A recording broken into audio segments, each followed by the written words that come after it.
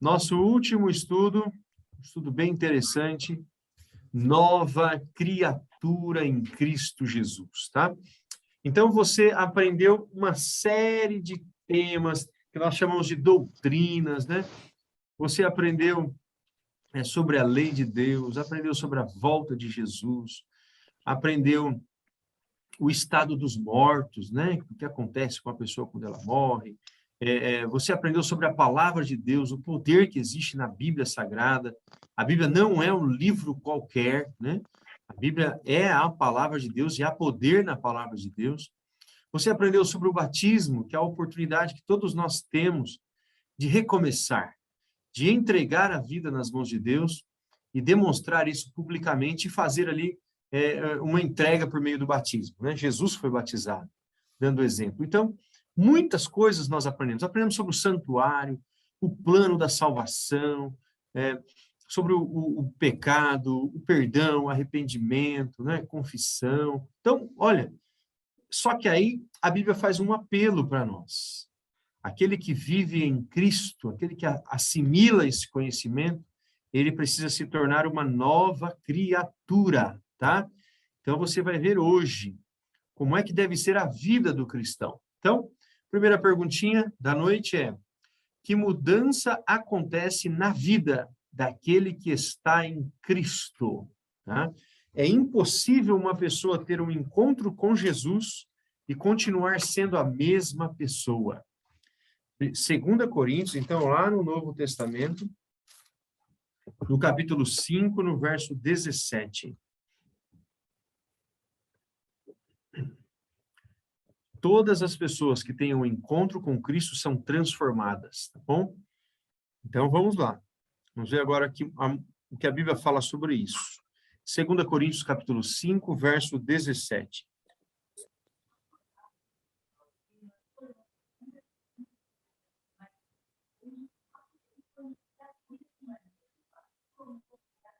Segunda Coríntios, se você abrir lá nos Evangelhos, vai passando, Mateus, Marcos, Lucas, João, vai passar Romanos, e aí vai chegar em Coríntios. Observe que é 2 Coríntios, não primeira, tá?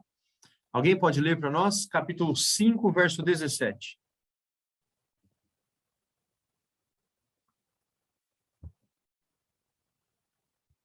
Selene levantou o dedinho. Opa. Pode ler, Selene, por favor.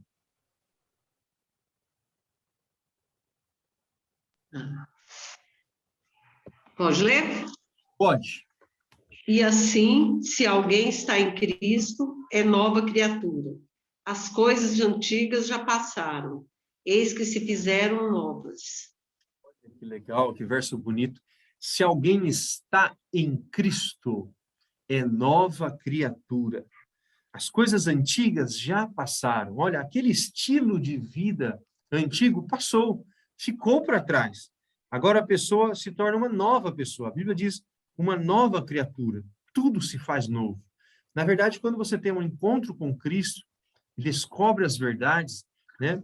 O próprio Jesus disse, né, que nós conhecemos a verdade nos liberta. Então, aquelas coisas ficam para trás e a pessoa vai mudando o estilo de vida, aos poucos, quase que de forma imperceptível para ela, né? Ela vai mudando, mas as pessoas ao redor vão percebendo. Então, a Bíblia fala que nós começamos a produzir um fruto, que é chamado de fruto do Espírito. Então, abra sua Bíblia em Gálatas, ó. Você está em Coríntios, vai para o ladinho direito, assim, ó. Já, próximo livro já é Gálatas. Poucas páginas. Gálatas, capítulo 5. Eu vou pedir para a Selene ler novamente, capítulo 5, versos 22 e 23. A Bíblia diz que nós vamos ser como uma árvore, tá bom? Nós vamos produzir um fruto. Você vai ver que fruto é esse. Que fruto doce, que fruto agradável, tá? É produzido na vida de um cristão. Uma árvore frutífera saudável, ela vai produzir frutos, tá? Se ela tiver todas as condições adequadas.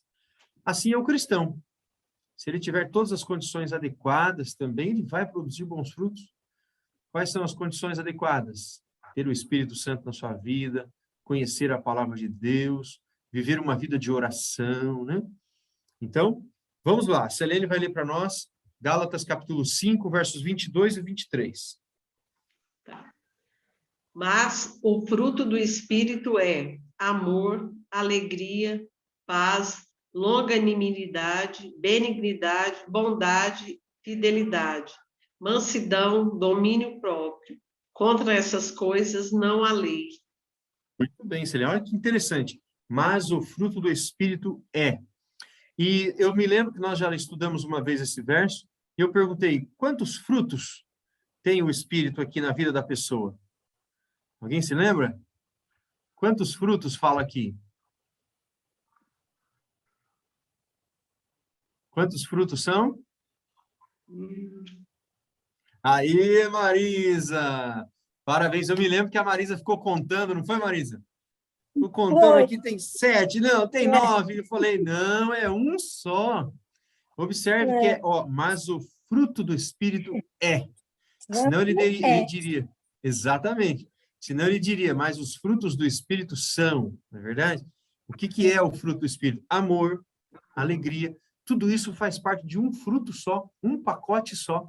Tudo vem no mesmo pacote, tá bom? É como se fosse, sabe, uma mexerica que tem vários gomos, né? Então, o fruto do Espírito, ele também tem esses vários gomos, mas é um fruto só. Então, o que que brota? O que aparece na vida do cristão, né, como um fruto da presença do Espírito Santo na sua vida? Amor, sabe? E amor é exatamente o que falta no coração daquele que está longe de Deus. Aquele que se aproxima de Deus, o amor começa a brotar no seu coração e transbordar. Então, amor, alegria, paz. Olha, tudo isso é fruto do Espírito na vida da pessoa.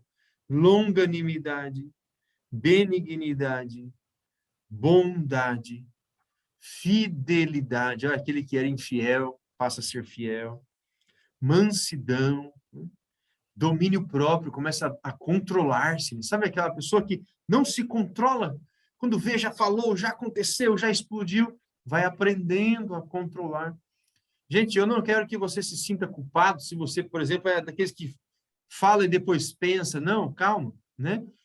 A ideia é que o Espírito Santo é quem vai nos moldando. Quando você estuda a vida dos apóstolos, cada um era de um jeito. O discípulo João ele e seu irmão ali eram chamados de filhos do trovão, eram explosivos, né? No final da vida, João é chamado de o discípulo do amor. Ele foi sendo transformado, né? O próprio apóstolo Pedro também falava sem pensar, agia. Ele é quem tirou a espada, cortou a orelha de um soldado. Não sei se você se lembra disso, mas com o passar do tempo, o Espírito Santo vai moldando, vai transformando. Então, isso não é de uma hora para outra, tá? Mas vai acontecendo na vida do cristão. A sua forma de pensar vai mudando, tá? E o fruto do Espírito vai aparecendo. Isso é lindo, tá bom?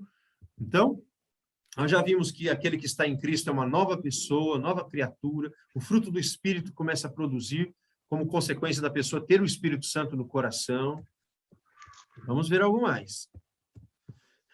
O que diz o Sermão do Monte? Olha só. Esse aqui é um dos sermões mais famosos de Jesus, tá? Mateus capítulo 5. Vai para o seu lado esquerdo. Aí você está com a Bíblia aberta. Vira para o lado esquerdo. Mateus capítulo 5. Eu vi que da outra vez a Marisa levantou o dedinho. Vou pedir para a Marisa nos ajudar agora.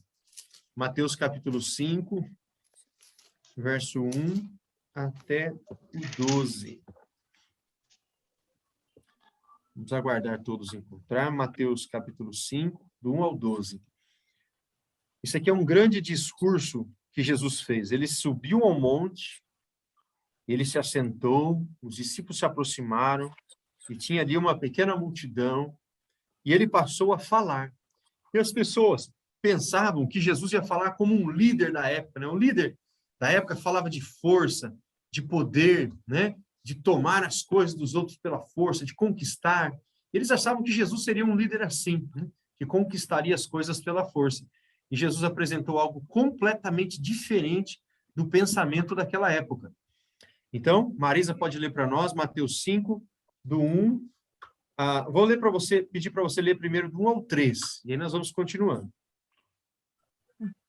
Vendo Jesus as multidões, subiu ao monte e, como se assentasse, aproximaram-se os discípulos. E ele passou a ensiná-los, dizendo: Bem-aventurados os humildes de espírito, porque deles é o reino dos céus. Olha só que interessante. A primeira frase já foi marcante. A palavra bem-aventurados, bem-aventurados, quer dizer felizes, abençoados, sabe? Bem-aventurados os humildes. Olha que coisa curiosa. Diferente do que as pessoas eram acostumadas na época, né? Felizes, eles achavam que feliz e bem-aventurado eram os ricos, os poderosos, né? E aqui não. Jesus diz, ó, bem-aventurados os humildes, né? São características, aqui que nós vamos ler, são características dos cidadãos do reino dos céus, tá bom? Então, bem-aventurados os humildes de espírito, porque deles é o reino dos céus. Marisa, o verso 4. Bem-aventurados os que choram, porque serão consolados. Olha só que... Bem-aventurados. Marisa, só um minutinho. Vamos ler um verso por verso. Na época, né, e até hoje, muitos ainda pensam, chorar era um sinal de fraqueza. Imagine, 2000 anos atrás, um homem, né, chorar. E aqui, Jesus diz, olha, bem-aventurados os que choram, porque eles serão consolados. Verso 5. Bem-aventurados os mansos, porque herdarão a terra. Olha, na época eles davam valor para os valentes, né? Se alguém pisasse no seu pé, você tinha que revidar imediatamente. E Jesus diz, olha, bem-aventurados os mansos, né? Aqueles que suportam, às vezes, uma agressão e não revidam. A propósito, gente, o forte é aquele que não revida, né? O fraco revida. O fraco não se controla, tá bom? Então, percebe como Jesus ele estava muito acima da sua época. E aqui são características dos cristãos, tá bom? Verso 6. Bem-aventurados os que têm fome e sede de justiça, porque serão fartos. Verso 7. Bem-aventurados os misericordiosos, porque alcançarão a misericórdia. Olha que legal, né? Bem-aventurados os misericordiosos. Era uma época que ninguém tinha misericórdia de ninguém. Jesus, olha, bem-aventurados os misericordiosos, porque estes alcançarão misericórdia. Verso 8. Bem-aventurados os limpos de coração, porque verão a Deus. Olha, gente, quem verá a Deus? Os limpos de coração, né? Quem for limpo de coração. Há tanta maldade hoje em dia no mundo, né? Pensamentos maus, parece que os pensamentos são maus o tempo todo, a pessoa maquinando mal o tempo inteiro. E aqui Jesus fala para a gente ser limpo de coração, né? Ser puros de coração, tá bom? Quem for assim, verá a Deus. Puxa, Eliseu, mas esse alvo está muito elevado. Nós temos que ir aprendendo. Não quer dizer que algum dia nós vamos ser santos e totalmente puros, isso somente no reino dos céus. Mas o cristão é como uma escada que ele vai aumentando, subindo o degrau, melhorando a cada dia. O processo da santificação, na verdade, é um processo. E nós estamos sempre andando e subindo e melhorando, tá? Não andando para trás, não descendo. Verso 9. Bem-aventurados os pacificadores, porque serão chamados filhos de Deus. Bem-aventurados aqueles que levam a paz, né? Na época, quem falava em paz era covarde, né? Se tinha uma guerra, tinha que ir para a guerra. E aqui ele fala pacificador, aquele que quer a paz. Será chamado filho de Deus. Tá? Verso 10. Bem-aventurados os perseguidos por causa da justiça, porque deles é o reino dos céus. Pode ler os versos 11 e 12. Bem-aventurados sois quando por minha causa vos injuriarem e vos perseguirem, e mentindo disserem todo o mal contra vós. Regozijai-vos e exaltai, porque é grande o vosso galardão nos céus, pois assim perseguirão aos profetas que vieram ante vós. Muito bem, muito obrigado, Marisa. Olha, ele termina dizendo, bem-aventurados sois vós quando vos perseguirem, tá? Por causa da justiça ou por causa do meu nome. E você pensa que a perseguição só aconteceu naqueles dias lá no passado? A Bíblia fala de uma perseguição futura, que em breve, eu creio que em breve vai acontecer. Mas no dia a dia do cristão, ele sofre perseguições, sabe? Queira você mudar o seu estilo de vida, para você ver. Às vezes, dentro da própria família, as pessoas já começam a te entender mal, não vão te compreender, tá? Eu já vi muito isso. Eu já vi casos, gente, eu vou ser bem franco, de pessoas que se converteram, se batizaram e não foram compreendidos pela família, e ele praticamente perdeu a família. E aí a família dele agora se torna a família da fé, né? Já vi vários casos assim. Então, não pense que seguir a Cristo é um mar de rosas, porque não é. Podemos sofrer perseguição no trabalho, perseguição dentro da própria casa, tá bom? Porque você agora passa a ser diferente, e isso, por incrível que pareça, provoca perseguição, tá? Agora, eu vou entrar um pouquinho aqui, nós vamos entrar na vida prática, tá bom? O que a Bíblia tem para falar para as mulheres, o que a Bíblia tem para falar para os maridos, o que a Bíblia tem para falar para os filhos. Tá todo mundo preparado? Efésios, ó, para o lado direito.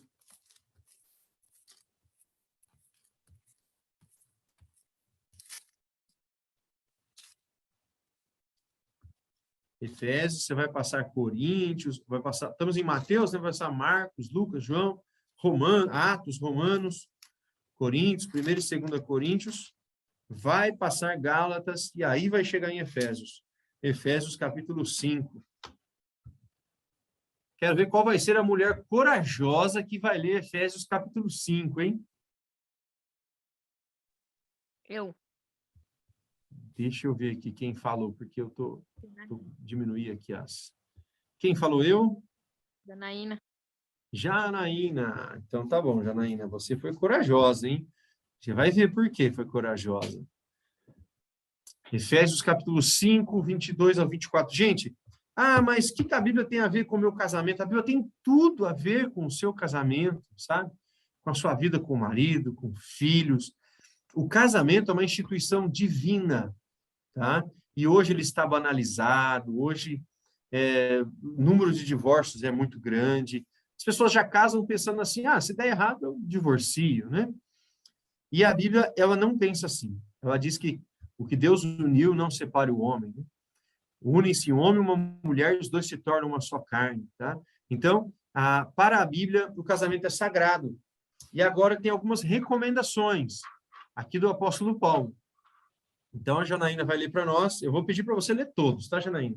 Vai ler Efésios capítulo 5. Será que todos encontraram? Versos 22 até o 24. E eu quero ouvir de vocês o que vocês acharam desses versos que nós vamos ler agora, hein? Vai, Janaína, lê para nós, por favor. Só um minutinho, peraí. O celular tá... Calma aí.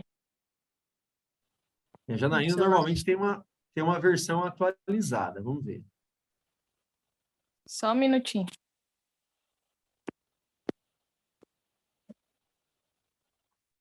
Você já leu aí, né, Selene? Tô vendo que você já leu aí.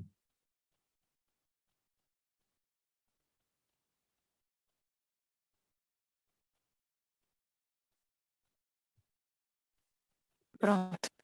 Esposa, obedeça ao seu marido como você obedece ao Senhor, pois o marido tem autoridade sobre a esposa, assim como Cristo tem autoridade sobre a igreja. E o próprio Cristo é o Salvador da igreja, que é o seu corpo. Portanto, assim como a igreja é obediente a Cristo, assim também a esposa deve obedecer em tudo ao seu marido. Marido, Vixe. ame a... Ops. Tá bom, até aí. Vixe, e agora? Será que o Simval ouviu? Ô, Simval, você tá por aí? Ó, a Janaína tem uma versão nova que fala mulheres obedeçam aos seus maridos. Aqui a minha versão fala assim, mulheres sejam submissas ao seu marido. E agora, gente? Nesse período de feminismo tão alto, né? E agora? O que quer dizer? Alguém quer falar alguma coisa? A Sandra tá fazendo assim, ó. E agora? E agora? Apertou, hein? Gente, nós precisamos entender isso daqui, tá bom? O apóstolo Paulo está dando aqui alguns conceitos importantes, e a Bíblia não está falando que a mulher é inferior ao homem em lugar algum aqui, tá? Não é essa a ideia do texto. Ela está estabelecendo aqui uma ordem familiar, e o marido aqui é apresentado como um líder familiar, tá? É utilizado as expressões da época, o marido é para ser o líder da casa. É isso mesmo, tá? E em todo lugar é necessário uma liderança, né? E aqui o marido é apresentado para ser como um líder da casa. E toda a casa tem que contribuir, colaborar com essa organização familiar. Mas eu não quero te assustar, tá bom? Você vai ver agora qual é a obrigação do marido, tá bom? A Janaína vai ler para nós o versículos 25 e depois o 28. Pode ler, Janaína. Tinha ficado mudo aqui para mim, você. Ah, 28. você não me ouviu em nada, então? Eu não ouvi, ficou mudo. Puxa, você perdeu toda essa explicação, então, e agora, hein? Ficou mudo. Agora Não, você está me ouvindo? agora eu estou. Tá, então, eu vou resumir para você, ó. Para mim Na verdade, também ficou mudo. Ficou mudo? Não Que ouvi alguém mais está nada. me ouvindo? Não ouviu nada? Não, eu repito tudo. Então, vamos lá. Tá. Agora todos estão me ouvindo? Sim. Nós temos que entender esse texto aqui como o apóstolo Paulo apresentando uma organização familiar, tá? E ele não está dizendo que a mulher é inferior ao homem em lugar nenhum, tá? O que ele está dizendo aqui é que o homem deve exercer uma função de liderança dentro de casa, tá? No passado, o homem era inclusive o sacerdote da casa, responsável pelas questões espirituais, tá? Em uma organização familiar. Então, ele tem que ser um líder. Ou, infelizmente, hoje, até nós, homens, né, muitos homens, não têm exercido essa função de liderança em casa. Esta submissão, esse tipo de coisa, não é submissão servil, ou seja, a mulher é minha escrava, a mulher tem que me obedecer, a mulher... Não, tá bom? Não é nada disso. Mas é uma liderança ali dentro da sua casa. Agora, para o homem, também tem um peso maior que o das mulheres. Olha o versículo 25, que a Janaína vai ler para nós agora. E aí, antes da leitura do verso 25, ele compara, né? Assim como Cristo é o cabeça aí da igreja, né? E também o homem deve ser o cabeça em casa, no sentido de liderança, percebe? Agora vamos ver o verso 25. Marido, ame a sua esposa, assim como Cristo amou a igreja e deu a sua vida por ela. Ele fez Olha isso. que legal. Olha que legal. Então, percebe como é essa liderança que o homem tem que exercer? Maridos, agora ele diz, ame a sua esposa, tá? Ame a sua esposa como Cristo amou a igreja. Aqui que vem o X da questão, né? Então, se o marido amar a esposa como Cristo amou a igreja, primeiro que é um alvo bem elevado, né? Cristo, ele não só amou a igreja, como ele se entregou, deu a sua vida pela igreja. Então, os maridos têm que estar dispostos a entregar a vida pelas esposas, é o que está dizendo o texto. Então, essa liderança que ele vai exercer é uma liderança de amor, tá? Uma liderança em amor, respeito, né? Então, não tem nada de algo serviçal ou parecido. Olha agora o versículo 28. Janaína, pode ler para nós?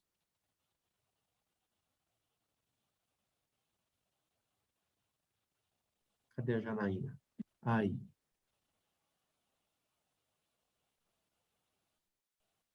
Janaína, você sumiu. O homem deve amar a sua esposa, assim como ama o seu próprio corpo. O homem que ama a sua esposa ama a si mesmo. Você percebe? Percebe a mulher? Aqui ele falou à mulher, entenda que o homem tem que ser um líder. E homem, você tem que amar a esposa. Você tem que amar. Gente, aqui é fantástico. Há alguns estudos bem legais quando fala da característica do homem, característica da mulher, né?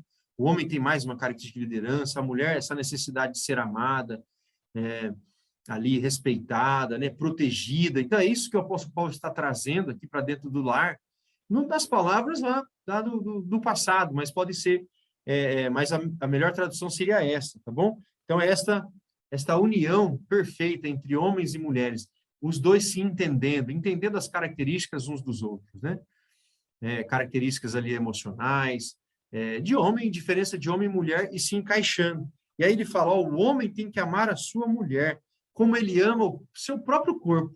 Então, quem ama a esposa, a si mesmo se ama. Olha, mulheres, se você for bem tratada pelo marido, ele não vai estar fazendo bem para ele mesmo, vamos falar a verdade. É isso que a Bíblia está falando aqui, tá bom? É isso que a Bíblia está falando. Então, um relacionamento de respeito e amor entre marido e mulher. Agora, filhos, Efésios 6, 1 e 2. Recomendação para os filhos. Janaína, lê para nós.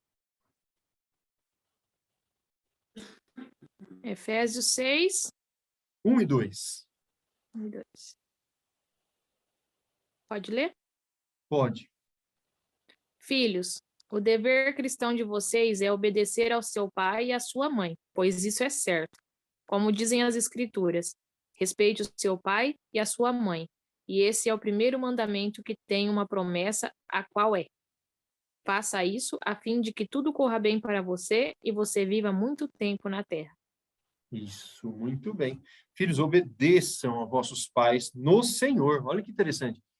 Você deve obedecer os seus pais em todas as circunstâncias, em toda a ordem que ele te der. E aí, Sandra, você tem que obedecer aos seus pais em toda a ordem que ele te der?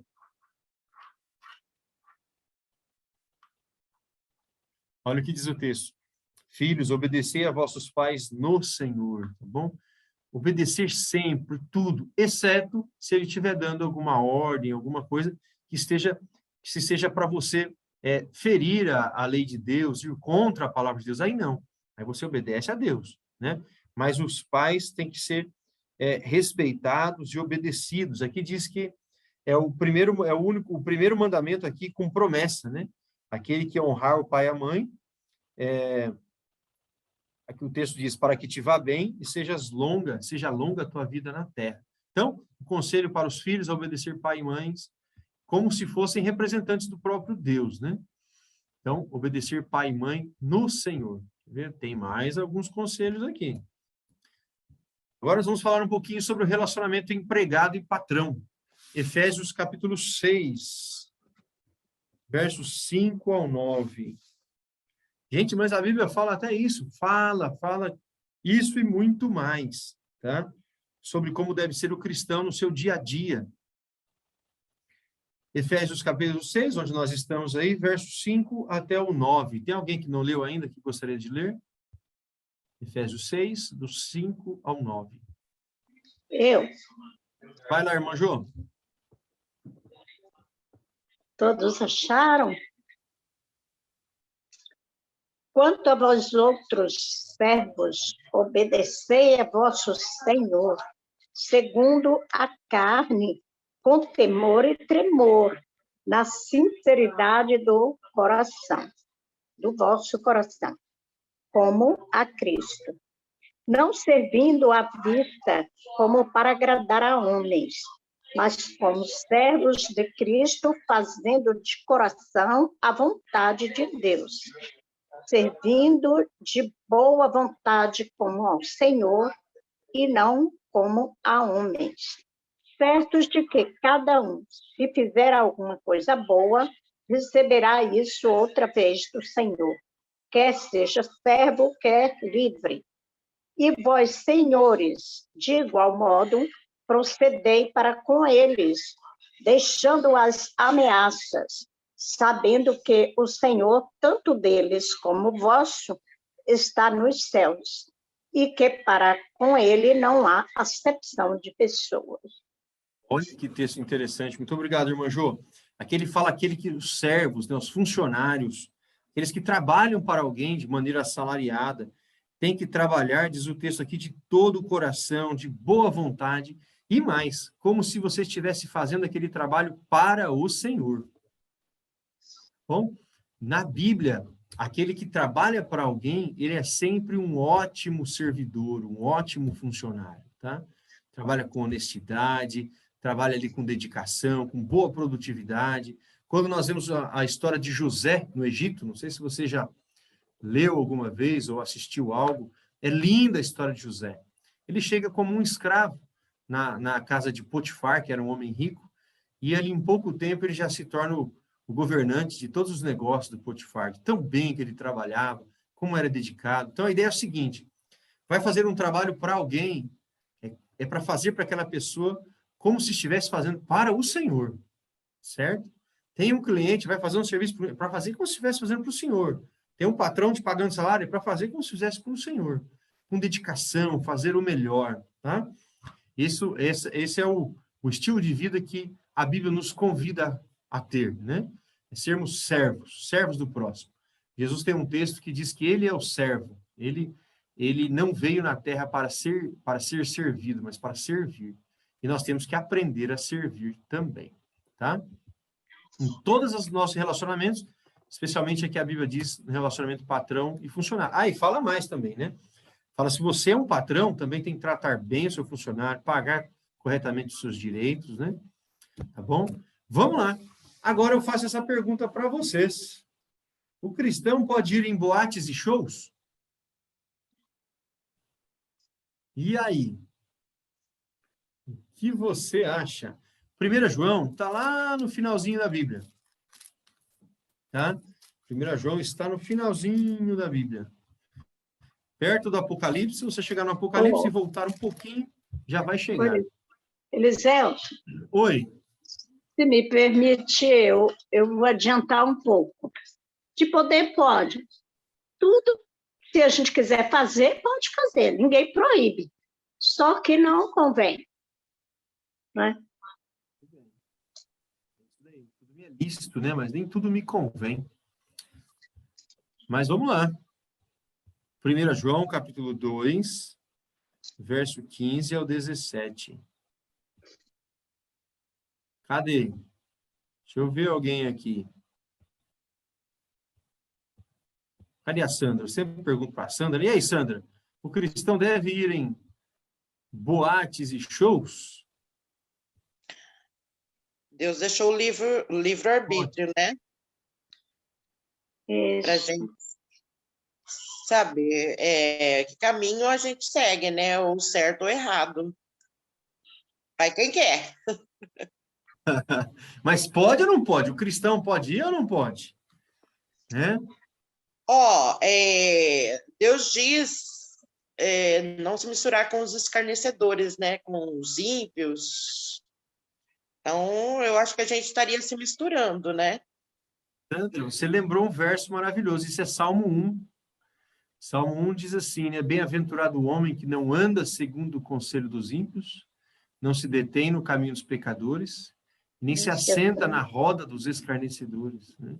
Então, feliz o homem que não faz essas coisas. Exatamente, não parar ali, não ficar se alimentando daquelas coisas que muitas vezes são promiscuidades.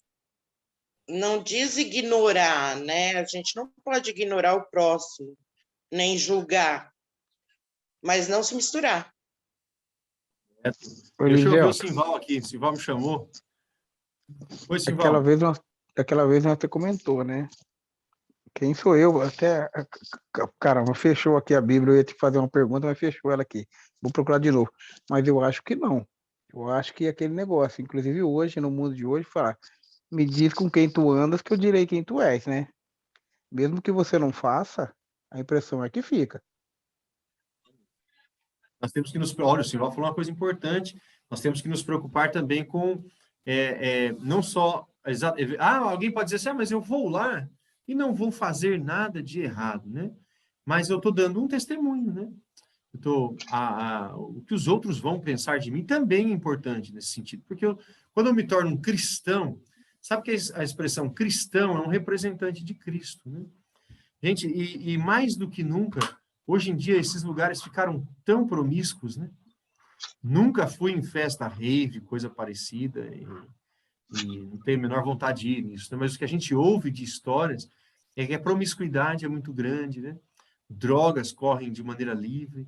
Eu tenho tantos amigos, mas olha, gente da minha idade, você deve ter também. Hoje mesmo fiquei sabendo de um primo meu que tem 1 ano só mais novo que eu, uma época até morou na minha casa, e que a família está procurando ele há 3 dias e não está achando, envolvimento com drogas e viciado, celular não atende porque está lá penhorado na boca, sabe? Olha, e tudo isso porque teve um início aí se envolvendo, né? Então é difícil ter esses limites, né? Se colocar nesses lugares de risco, tá bom? É isso daí, gente. Não precisa nem ler muito a Bíblia para ter essa resposta, né? Que, na verdade, não é um lugar para um cristão ir, tá bom? A gente tem que saber isso. Vamos ler agora 1 João, capítulo 2, 15 ao 17. Oi. Então, isso aí tudo que você falou aí, que o pessoal falou, eu fico imaginando assim, né? Será que a gente fala assim, a gente deve ir ou não deve ir, né? Será que Jesus, se ele estivesse aqui na Terra, você acha que ele iria também nesses lugares, né? Então, a gente tem que se colocar no lugar de Cristo. Se realmente a gente achar que Jesus isso ia no lugar desse, a gente iria também, mas eu tenho certeza que Jesus não iria num lugar desses, né? Então, a gente também, como Muito bem lembrado, Vaninho. Cristo, a gente não deve ir também. Dizem que nós temos que fazer sempre essa pergunta, né? Fazer um convite. Senhor Jesus, o senhor vai comigo nesse lugar? Se você ficar envergonhado, então não é lugar para o cristão ir, né? Elivelto, o que Oi. o Vaninho falou, na minha opinião, é muito importante no seguinte, não é que eu falei assim, né? Não é que você ande com, quer dizer, ande com quem, você ande com o direito com quem tu és. Lógico, o Vaninho fez uma resposta aí, uma pergunta muito importante. Lógico que Jesus não tem distinção de lugares, ele quer salvar almas. A partir do momento que você vai num lugar desse, com características diferentes, que você vai para procurar alguém, um filho, alguma coisa, ou resgatar alguém, ou até mesmo fazer um bem, é lógico que você deve ir. Nós estamos dizendo no sentido contrário. Você irá num lugar desse adequadamente, igual nós saímos agora e ir para uma boate. Tá errado. Agora, se você sabe que seus filhos estão lá com problema, com droga, igual você falou aí agora há pouco, e saber que teu filho está lá fazendo coisa errada, ou um parente, um amigo, você ir, é totalmente diferente. E eu acho que a palavra de Jesus seria isso. Não, sem dúvida, entendi. Aí você está indo para resgatar, né? Você não está indo lá para curtir, para aquelas Exato, coisas erradas, exato. né? É lógico. Vamos lá? Vamos fazer a leitura aqui, então. Teriam vários textos para a gente falar sobre isso, mas eu separei esse daqui. 1 João, capítulo 2, verso 15 ao 17. Quem poderia fazer a leitura? 1 João 2, 15 ao 17. Marisa, pode ler. Não ameis o mundo, nem as coisas que há no mundo. Se alguém amar o mundo, se alguém amar o mundo, do amor do Pai não está nele. Porque tudo que há no mundo, a concupiscência da carne, a concupiscência dos olhos e a soberba da vida, não procede do Pai, mas procede do mundo. Ora, o mundo passa, bem como a sua concupiscência. Aquele, porém, que faz a vontade de Deus permanece eternamente. Olha que interessante. Muito bem, Marisa. Não ameis o mundo, diz o texto. Quando fala que não é ameis o mundo, não é amar o planeta, né? Mas essas são as coisas que são realizadas aqui, que a Bíblia faz uma diferença de coisas do espírito e coisas da carne, né?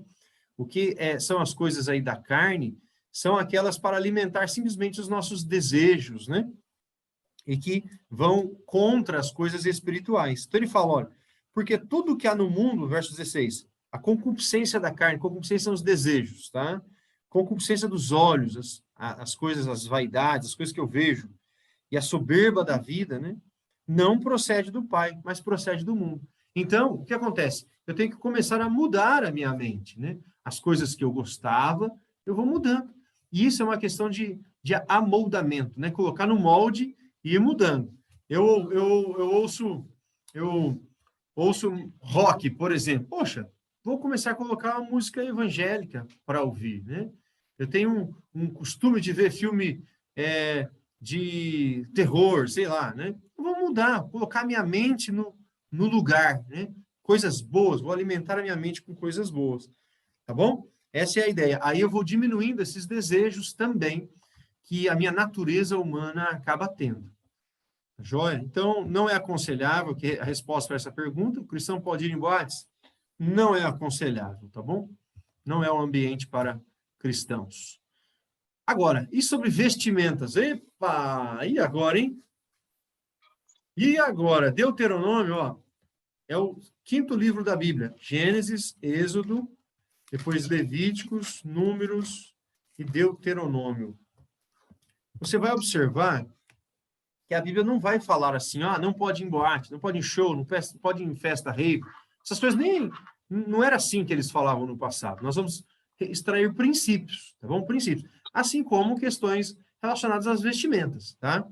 Nós vamos extrair alguns princípios. Esse texto aqui, nós vamos ler então eu vou explicar para vocês. Deuteronômio, capítulo 22, verso 5. Olha que conselho interessante na Bíblia nós encontramos. Deuteronômio 22, verso 5. Alguém pode ler? Algum voluntário ou voluntária? Posso ler? Pode, sim, Val. 22, 5. Vamos ver se está certo. A mulher não deverá usar artigo masculino, nem o homem se vestirá com roupa de mulher, pois quem assim age é abominável para Javé, seu Deus. Muito bem, é esse verso mesmo. Eu vou ler a minha versão aqui e eu vou querer uma explicação de vocês. O que vocês entendem sobre esse verso? Ó, a mulher não usará roupa de homem, nem o homem veste peculiar à mulher, porque qualquer que faz tais coisas é abominável ao Senhor, teu Deus. E aí, gente, o que quer dizer esse texto? Alguém tem alguma ideia aí? Eu vou me atrever a dizer para o pessoal meter o pau aí depois. Vá, cuidado, Silvão, cuidado. Vai, pode falar. O que eu quero dizer, ele não fala em vestimenta, tá? Como calça, como camisa, essas coisas. Ele fala em vestimento é o seguinte: o homem jamais deve se transformar numa mulher. Exemplo, vestir saia, calça, calcinha, essas coisas todas, e vice-versa.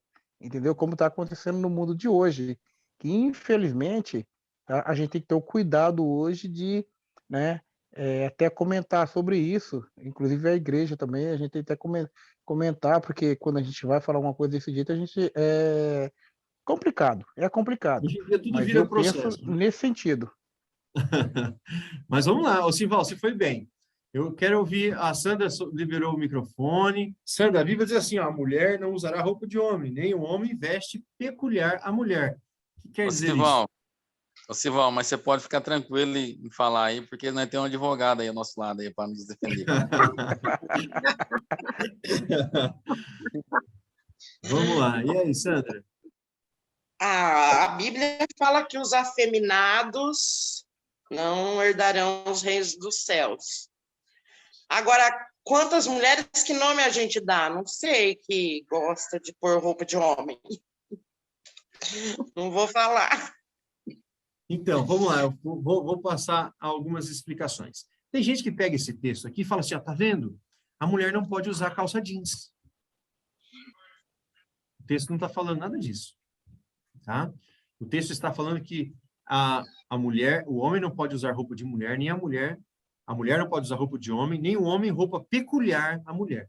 Aí algumas pessoas falam, tá vendo? Não pode usar calça jeans, mas calça jeans nem existia na época do apóstolo Paulo. Ele está trazendo aqui um princípio, tá? Que a mulher deve ser identificada com vestimentas de mulher. E o homem com vestimentas de homem. De tal maneira que alguém olhe e consiga saber, ó, esse é um homem, essa é uma mulher. Tá? Não pode haver essa confusão. Muitas vezes você olha e fala, poxa, isso é um homem ou é uma mulher? Né? É essa a ideia de não haver essa confusão. Por exemplo, alguém diz assim, o homem não pode usar saia. Poxa, na época de Cristo, a roupa que eles usavam era algo muito parecido com uma saia de hoje. Né? E há países ainda hoje que os homens usam aquela vestimenta que é muito parecida com uma saia, né? Praticamente uma saia. Mas mesmo estas saias, aquelas pessoas que são daquele lugar, me fugiu o nome do país que eles usam. Oi? É o Quiltre. Isso, a roupa dele, mas a cidade, o país, qual que é mesmo? México. Não é o México, Não, sabe? Não. Inglaterra, não, é Islândia, não, né? é ali perto da Inglaterra, é isso mesmo, ali pertinho da Inglaterra. É Islândia, que eles usam o Quiltre, né? Toca aquela flauta e tal. Mas eu vou verificar aqui. Mas mesmo esses que usam saia, existem diferença da saia do homem e a saia da mulher. Estou usando a expressão simples para nós entendermos, tá? Não é o nome saia que eles dão, mas mesmo esse tem diferença, de tal maneira que a pessoa que mora naquela região, ela olha e sabe, opa, isso aqui é uma vestimenta de homem, isso é uma vestimenta de mulher. Então, essa é a ideia, ter diferença, tá bom? Você não misturar as coisas. A Joia não está falando especificamente de saia, nem de calça, nem de um tipo de blusa, não.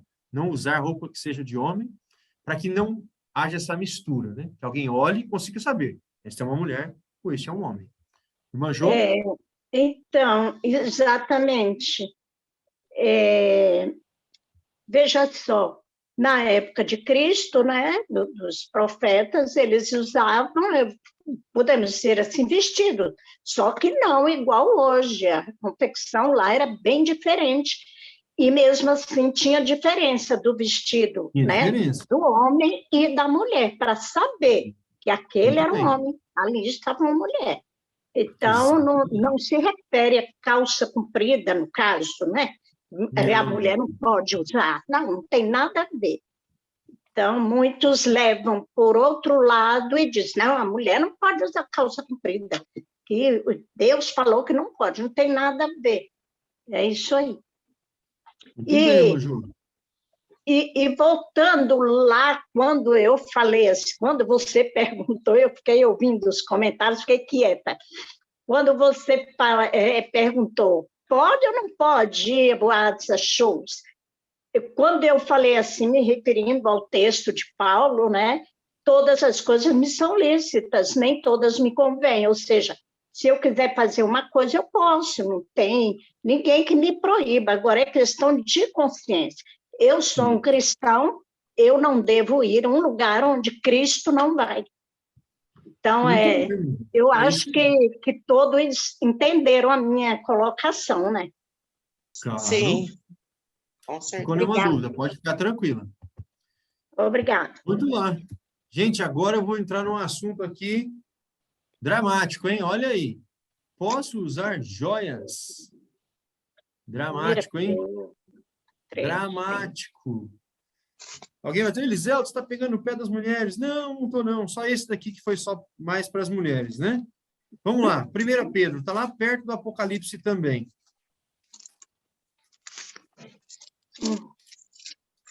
Sobre bebida alcoólica, hoje nós não vamos falar, porque nós já falamos de bebida alcoólica no estudo sobre saúde, tá bom? Já sabemos que não devemos fazer uso. Também nós recomendamos sempre evitar a cafeína, né? O uso do café também. Essas coisas nós estudamos naquele estudo sobre saúde. Hoje é mais comportamento, né? Então, 1 Pedro, capítulo 3, versos 3 e 4.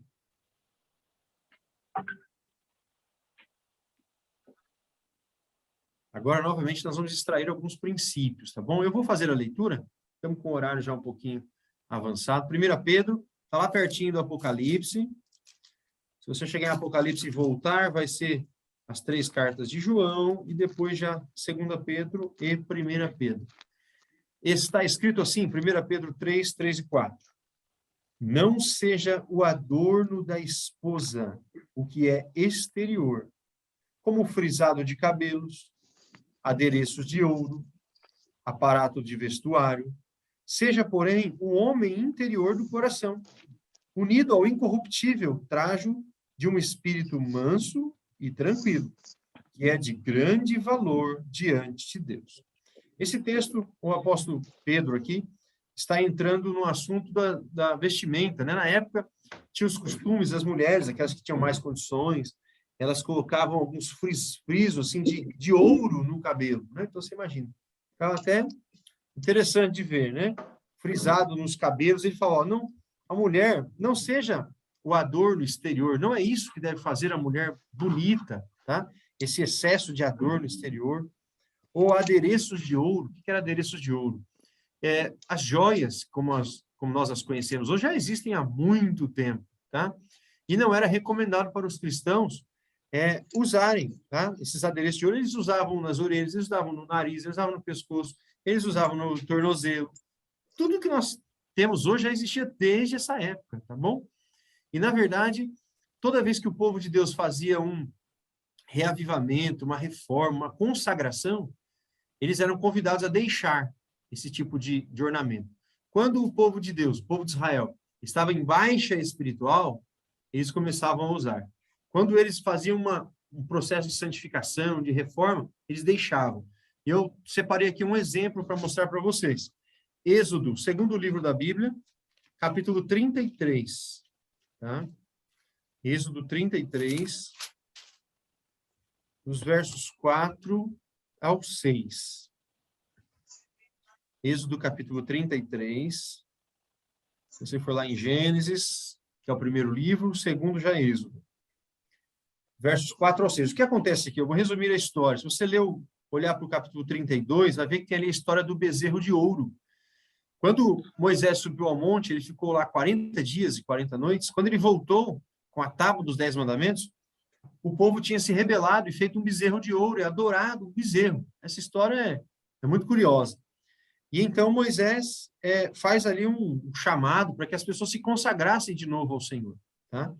E aí acontece o que está no capítulo 33 de Êxodo, versos 4 a 6. Está escrito assim. Verso 4, do 33. Ouvindo o povo estas más notícias, pôs-se a prantear, e nenhum deles vestiu os seus atavios. Atavios são as suas joias, tá bom? Verso 5. Porquanto o Senhor tinha dito a Moisés, dize aos filhos de Israel, és povo de dura cerviz. Se por um momento eu subir no meio de ti, te consumirei. Tira, pois, de ti os atavios, para que eu saiba o que hei de fazer. Então os filhos de Israel tiraram de si os seus atavios, desde o monte Horebe em diante. Olha que história curiosa, né? Eles estavam em baixa espiritual, fizeram aquele bezerro, e aí Deus apareceu, fez ali uma correção, e falou, olha, a partir de agora vocês não vão usar mais isso. E eles pararam de usar.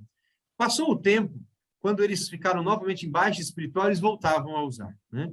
Isso, o povo de Israel cheio de altos e baixos, tá bom? Mas o conselho de Deus, quer se consagrar a Deus, que a sua beleza não seja esta, tá bom? Esse é o conselho bíblico. Nós podíamos falar aqui também sobre tatuagem, né? Mas antes vamos ler Gênesis 35. Volta um pouquinho para Gênesis, capítulo 35. Ele vai falar agora, senhor. Versos 2 ao 4. E já é a história de Jacó.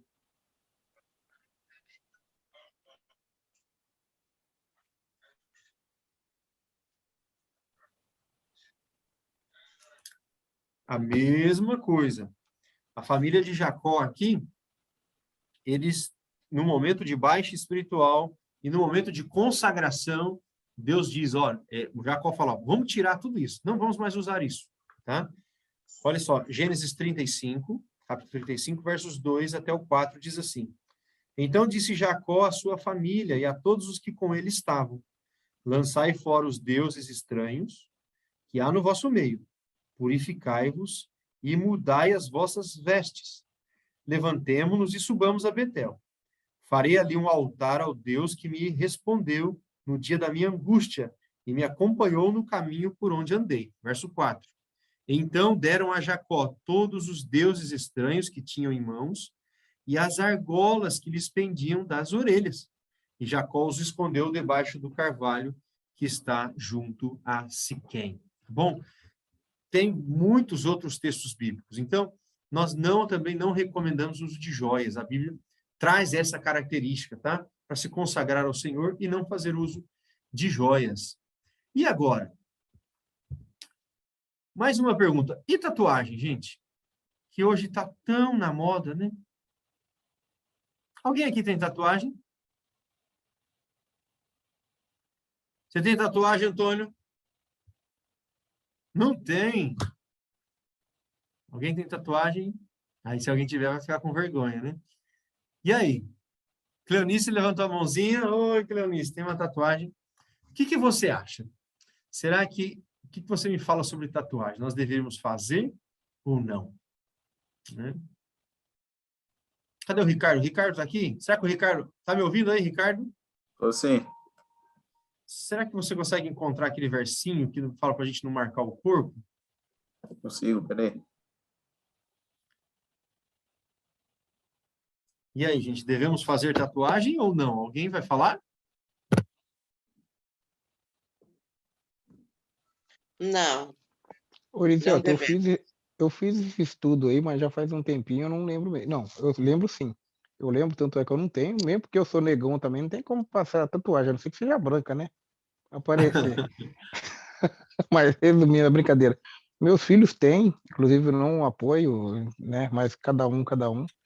Mas na Bíblia, inclusive, para ter um textinho, acho que ele vai ler para a gente aí, que fala que não marcar o teu corpo, né? Não manchar a tua pele, alguma coisa assim. Fala, é muito interessante. Eu só não lembro onde tá. Tá procurando aqui também, mas tá difícil. Eliselto, Oi, Levítico 19, 28. vamos dar uma olhadinha em Levíticos? Gênesis, Êxodo, Levítico 19, 28. Eu acho que é esse. Dá uma olhada aí. É esse mesmo.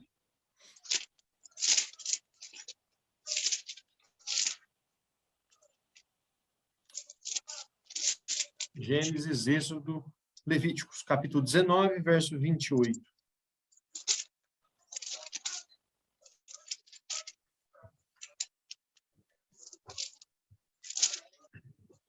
Gente, o mundo, ele possui muitas modas, né? E as modas vêm e vão, né? Houve uma época, quem são os mais antigos aí, que quando você via alguém...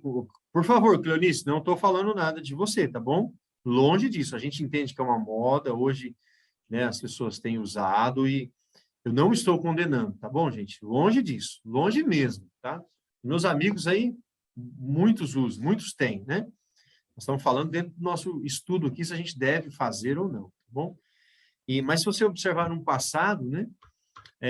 Um passado aí, não tão distante assim, mas era proibido você até entrar num concurso público se tivesse tatuagem.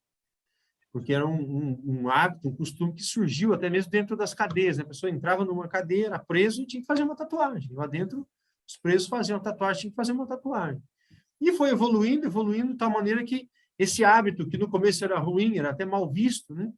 Ficou uma coisa da moda. E hoje é moda. Os jogadores de futebol, muitos aí não tem nem espaço no corpo mais para nada, de tanta tatuagem que tem. Eles tiram a camisa, eles estão parecendo uma rosa pintada, né? Oi. Meus 3 filhos têm tatuagem. Moda, né? Eu nunca provei. Mas, porque o nosso corpo eu aprendi com você. Meu Isso professor. Não quer dizer que são más pessoas, longe disso, né? É templo sagrado do Espírito Santo, o nosso corpo. Exatamente. Nós temos que entender que Deus nos criou de uma maneira tão bonita, mas tão bonita, tão perfeita, sabe? A obra-prima da criação é o ser humano, né? E nós não precisamos disso. E aí que o cristão vai se destacar mais ainda, gente. Nós vamos perceber, nós já estamos terminando o estudo de hoje. O cristão, ele é um ser diferente. Ele é uma nova criatura. Ele é diferente.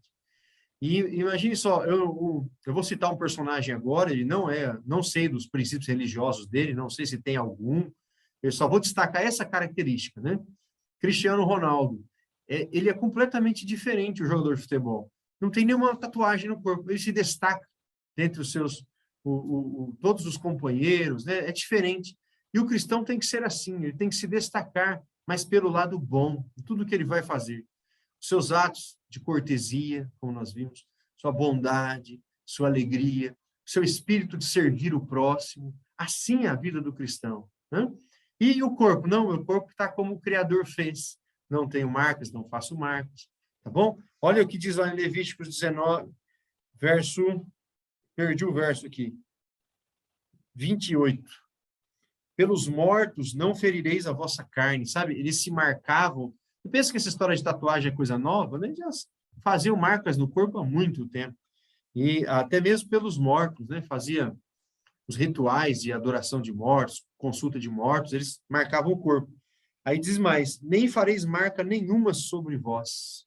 Eu sou o Senhor, tá? Então, a Bíblia não recomenda que nós façamos isso com o nosso corpo. Deixar o nosso corpo como o Senhor fez. O que a Bíblia diz é para a gente cuidar do corpo. Fazer o máximo para garantir a nossa saúde, para que Deus seja louvado por meio do nosso corpo. Gente, estamos terminando o estudo de hoje, e há um versinho lá de Josué que eu tenho lido para vocês, já li algumas vezes, não precisa abrir a sua Bíblia, mas lá diz assim, ó, eu e a minha casa serviremos ao Senhor. Serviremos ao Senhor. Sabe, quando os apóstolos estiveram na terra, eles ficaram 3 anos e meio com Cristo. 3 anos e meio. E eram pessoas simples, né? pescadores, pessoas assim, da vida cotidiana, vamos ser grosseiros, assim, do trabalho, de trato, sabe? Não pessoas polidas. 3 anos e meio com Cristo. E eles, até o jeito deles falar ficou diferente. Você acredita? Não sei se você já viu quando Pedro, ele traiu Jesus, né? E uma pessoa falou assim, ó, você é um deles. Pedro falou, não, não sou não. E a pessoa falou assim, você é sim, o seu jeito de falar é igual deles. Sabe? Até o jeito de Jesus falar, se dirigir às pessoas, sabe? Olhar. Então, nós cristãos, nós temos que ser diferentes. Se nós formos iguais, né, que diferença nós vamos fazer no mundo, né? Então, a Bíblia diz que o cristão tem que ser a luz do mundo, tem que ser o sal. Se nós formos insípidos, quer dizer, sem sabor, não serve para nada. Então, o cristão vai ser diferente. Ah, mas eu vou chegar num lugar e vou ser o único diferente. Amém. Assim seja, tá bom? É a chance que você está dando para as outras pessoas saberem que existe uma vida diferente em Cristo, uma vida nova em Cristo. Tá bom? Que Deus abençoe você, meu amigo, minha amiga. Eu vou... como é que nós vamos fazer? Eu estou devendo uma Bíblia para vocês. Quem é de Olímpia aqui?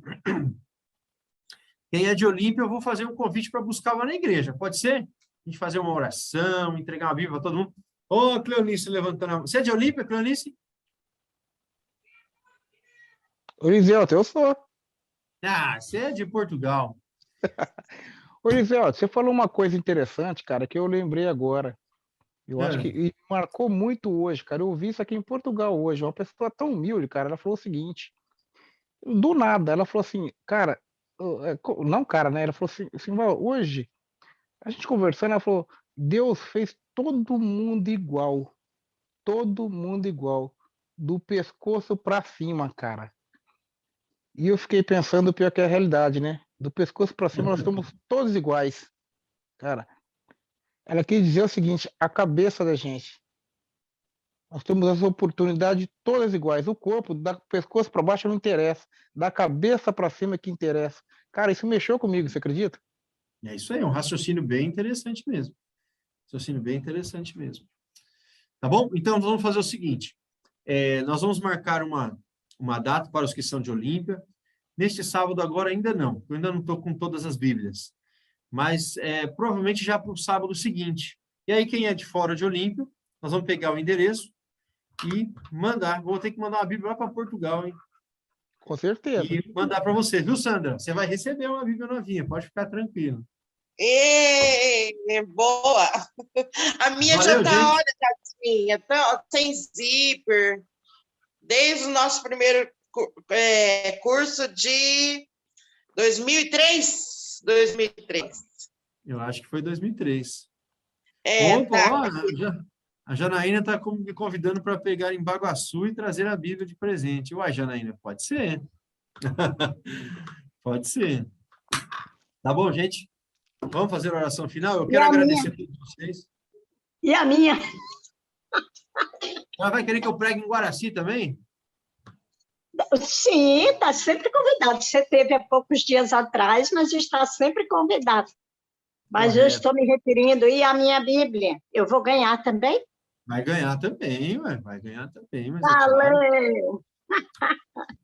Gente, olha, eu quero agradecer a todos vocês, tá bom? Que fizeram o curso. Que meu desejo sincero é que Deus te abençoe, te guarde, te proteja, que você seja abençoado em todas as coisas que você for fazer. Que Deus abençoe o seu trabalho, abençoe a sua família, tá bom?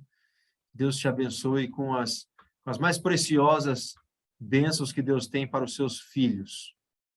Joia? Eu quero agradecer aqui ao Ricardo, que é o meu companheiro aqui inseparável. Obrigadão, Ricardo. Deus abençoe você. Valeu, Eliselto. Obrigado. Obrigado a você também pela oportunidade. A gente sempre está junto. Obrigado a todos também que participaram. É sempre bom a gente estudar juntos. Né? Valeu, gente. E olha, logo, logo nós vamos ter batismo, né, Marisa? Aí, ó, vai ser... Cadê aqui a Márcia? Márcia Galete também. Oi. Logo, logo vamos Fiquei ter batismo triste. também, né, Márcia? Do batismo eu fiquei triste. Por quê? que eu fiquei sabendo que não casa sem ser casado, não batiza, e eu não sou casada. Você não é casado? A gente resolve isso, fica tranquila. Fica tranquila, isso é o menor dos problemas. Sábado eu fui lá na igreja e estava comentando com a Silvana e ela estava falando. A Ercília, minha vizinha aqui, também ela que é dessa igreja, você acha? Encontrei tudo elas lá sábado. Ó, assim, quem assistiu uma vez um programa que falava assim, seus problemas acabaram. Falar para você assim também, seus problemas acabaram, fica tranquilo, isso aí é fácil de resolver. Tá bom?